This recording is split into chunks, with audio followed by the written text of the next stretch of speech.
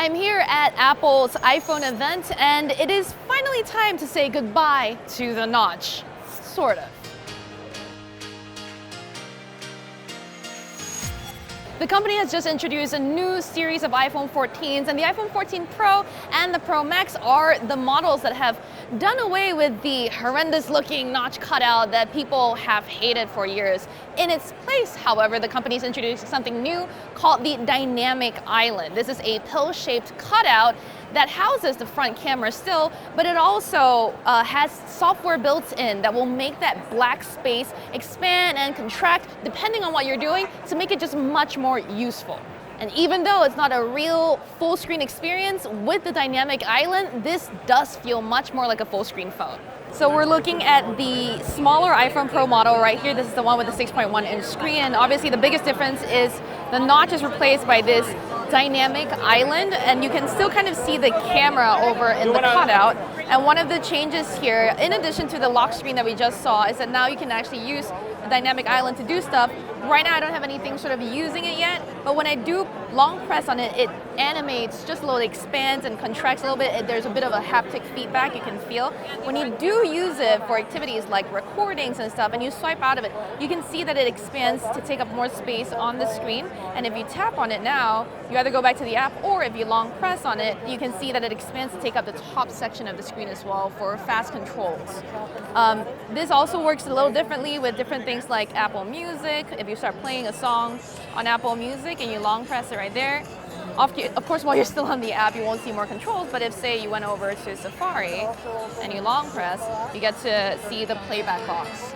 So I'm holding up my iPhone 13 Pro over on the right and the iPhone 14 Pro on the left. And you can see they really don't look that much different. The cameras may look ever so slightly bigger on the new model, and that's about it. Another one of the big changes on the iPhone 14 Pro that we can check out right now is the redesigned lock screen. This is basically what we already saw with the iOS 16 beta and the preview that we saw at WWDC. Customizable lock screens with widgets that you can place now, but this also features the always-on display.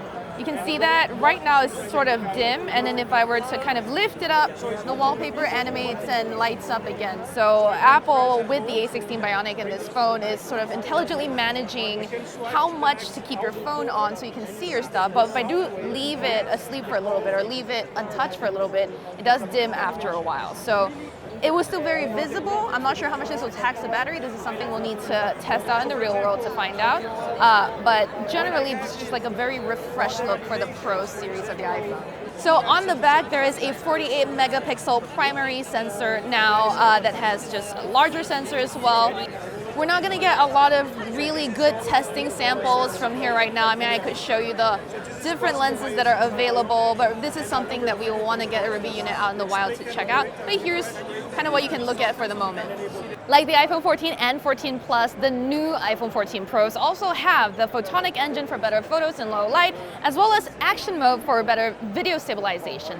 But cinematic mode here gets an upgrade and now supports 4K resolution at up to 30 frames per second for higher quality DSLR style videos. The new features that Apple introduced, like emergency SOS or crash detection, are also available on the Pro model phones as well.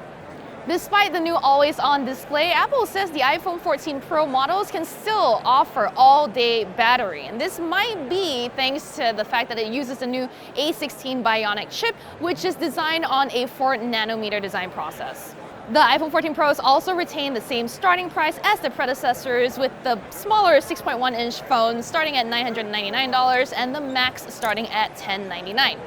You can pre-order them starting September 9th, and the phones will be available September 16th. But of course, before you go spending your money, make sure you give us some time to test these phones out in the real world so we can verify things like performance, how useful some of these new features are, as well as battery life.